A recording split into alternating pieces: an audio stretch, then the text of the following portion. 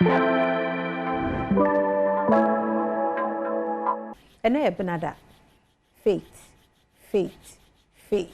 GDA Homeopathic Clinic aba faith GDA odi GDA tu anamo ko ho a GDA ebeje won kwa ya we bia ebeko so for mama ai semanti nyina na ene birthday no ana na last month yeah to the whole of this month ene dia ti egusu edi birthday no so ba pa won kwaso ya me nkoso ana ngosra na nyemmo na ya resa no so nyemmo na me sure Adom me mo akwabe ba pa me Joseph na bia bokode Adom ne ahwe de nyame asenti oye osofo ye doctor aha kankambodu of faith Homeopathic Clinic anopay oni e ba bedi nkomo ntintuni of ne tie bi de beboa ye mpa ye na se se ho bokode na me Adom na nyame nipa nso ho ye na ho eye pa se o kai na boy juma the birth month ntina ye solemn and 1 week revival engine so de achese e boja nko sa mun ko so amongu mai that's right enye eti bibibia ekoso e waso e kama okay eti me den chia so nkokra say e birthday mood na mu de a belated wish to the CEO prophetess Dr. Elizabeth Asare Boatema Faith Homeopathic Clinic bibibia obi anyame nkoso nsha na onye okese na this week ya start here ye hwe the aged ye ma menom ne papa no ma already from 60 years and above we realize say omo medications e binom ho a o ye do mato adru so for a while based on ya dia hodo a omu nyini no e show up e wo life obi da pressure dro so obi da diabetes insulin so obi ane ne dia o deal with but ye hu say obi yo ho a o dead dro so che for a long time na or develop other complications without monitoring no but say or treat one thing na ni beba na hoso no na another 10 so pop it up na ebe hu say ni nyina no the liver has become an underlying factor, one of the major conditions and painful no pa na obo hu ma men painful no bebrea they complain about their waist almost sisi ene o maposo to the extent say amabi mu ko a obo hu obi nipa kokoro nse wo so bia kra na wakasa bia ni weight na e de sa ade na eba nipa kokoro a nso na ni mu ko a ni nyina ne say ye nyini no ye wo nioma bi a e ka age ho wo nyina eba e se ye sa ade ne nso ya de nyina ya chemu mienu contaminant friend saying ya de a ye ka say ensayade a communicable disease e dey o say a non-communicable na non-communicable no pa na ye ka o say non-communicable disease simply means a lifestyle one kasa o daily activities are we no repeatedly in terms of what did onum ne de ohua de o sniffing so say de o sida any exercises holistically or lifestyle na lifestyle be why you so repeating for a long time it me de yare bi eba for example diabetes a lifestyle in your eating habits or exercise about who did at a particular time certain kinds of food repeatedly for a long time a diarrhea be bebrew. The same happens to higher blood pressure and also our dating edeba and unti no maame fo no ba ye gibre e hwehwem ehu e bi so mo questions say clinical interviews kakra na e dia kwakopi baby ubohu ye de ne be chef je na e be scan no na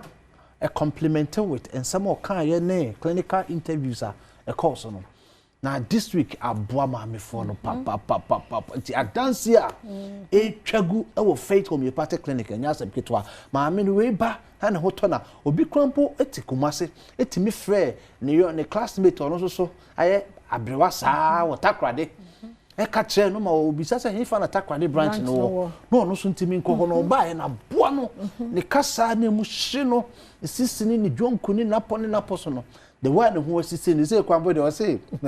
na dance die no twini pa krampo enya TV no na ema ono ani very interesting enya TV and radio interview ne ema ono ani dance twin confirm because of buy no aboa no order for we dey cause of Faith Homeopathic Clinic ye nyini no e de yare eba ye di die mu ye lifestyle de yare eba na ensaya de ya de bi o ho a ukọ baby na akọfa enye wa lifestyle na de ba he na emom enam say na your immune system ewo from nti no ukọ baby akoto mu ana nkrofo wo sa infections no and also pick here ni nyina emo no e se fabra Faith Homeopathic Clinic na major a friend saying a problem we are seeing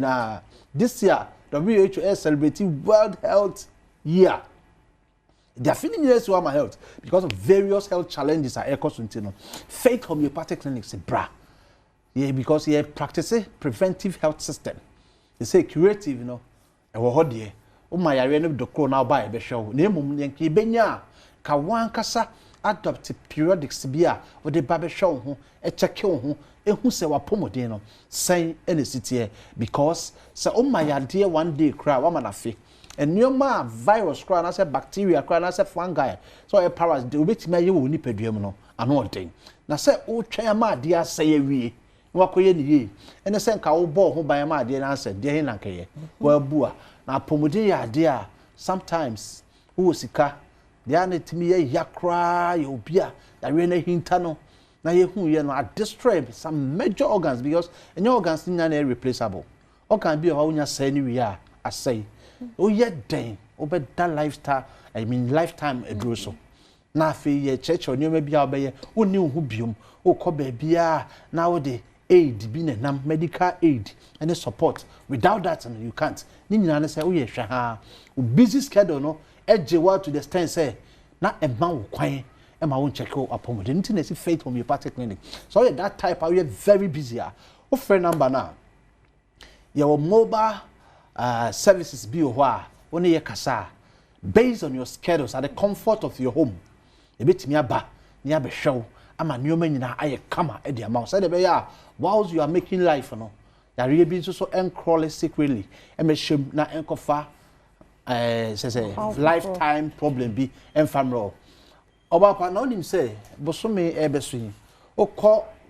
major banks are government related na obehu say ye maame ne papa no pensioners no ya dia hodo a omode beje pension pay no enya anika kosi broni bo akokra no ba pension na one ne yira ko abrewa no mo call vacations ye nko aye de eba ye de call hospital because omo ye health conscious whilst they are working no month bi ombe call for check up nti obeye adwuma be wi no na ne sika no ehodwo because wa ma yare na no amoa ba ye bo sika no ne aboa yare nso ano ti ye koji sika na ne da kwa tu yare na se eno ne ade a ekun ye wo Ghana ha eno ti Faith Homeopathic Clinic se bra avona wo pe na ache na wontimi nya bi no oba nyame adom ye beboa ye wonro bra be mouse all of a sudden the side effect of certain medication bi a wo sha se wonom no ama oba me fon ehi mu ahode no ekofom wafusu de kesia na ye oba ni nyina ye be asese na yahwe na kwampa ye be fa so aboa ama obema ne ntimi mfon ho no na me nso atimi edi ho afusane na de se o hye ne so ene se be ma bia wa ho de ye miensa youthful exuberance usika na wa ho de ka no mpamu agoro no saa me masem miensa youth no re de a obenyi but enyini a converting into money at the old age when yesika na wasan so entimi a maintain no me masem na ibe hiaw na o me masem so be to form at the same time a upa adwane fru fie ho ebeboa because oyire ma ho nto da fabra Faith Homeopathic Clinic na intime mo ade bia because say research bi ba na ehu pa about 80 to 90% of men may be firstborns enyo omodia nyina ne say otimi sustain erection ebo adwuma to so otimi wo da bia ye ka ho ha say there is difference between say o sustain erection na ye ka say be ma e filter brane check your total male vitality no emfama wo because obetimi abo adwuma your condition be e fe na zoospermia so wunya emfa ho ne wadwuma obeye uye gudantuom more de kama but nsuo na gene enkwamo na wuwu nti Europe ntimi nyim oba no fabra Faith Homeopathic Clinic na ye moa oba wo nkosu ato asesa obu sa ni tum te se coffee bi a hye first na nya sanity suddenly na wo hu sa odwonso a scent was dwonso nim te se dwonso a esi ho nansa odwonso ya so ni bra na ye nya clinical analysis of the urine na ye hu ade kura kofa sa ade na ba say aduane die bi na wudi ye sa ye behu nya advice on no jai enoma ni bi wo hu say oba Faith Homeopathy a holistic approach to health ye the physio ye adwuma ye the massage ye adwuma acupuncture ye adwuma e badu no ma ye wo herba ayurveda and the conventional medication, depending on your particular condition, you know, you choose to the best you to, and you treat you as an individual. And into the bra, Santa Maria here, Abuya Junction. Yeah, Juma and Nano pay free screening no air coso. When you said birthday, it is of my mother to her say, yeah, free screening, and my mom for now, Cofon take advantage of the birthday now among who the state of their health. And until Fanambano, Nebra Santa Maria no pay air coso. What attack ko Anaji police station chairman ma Dr. Boating aye crowd e twon ko ye free screening ni bi know the state of your health na bibi na ekoso aye hu ni ntem na ye moa kumase for de e ahenema kokoben 18 mo hono ma na se o koforidua ye wo Landry Managers Road or Poly Junction hono ma bogo so se hwifo nyina monko old asida aye wo boga abronsa na chi ye number ni 0540 710 940 0540 710-940 and now say 0547 57 84 94 0547 57 84 94 yeah, that's was Santa Maria Abuya Junction afraid that's the papa Reverend Dr. Kankambodu Faith Homeopathic Clinic. That's right. And we free a buy Mr. Fanambano, ya moya yedi di free.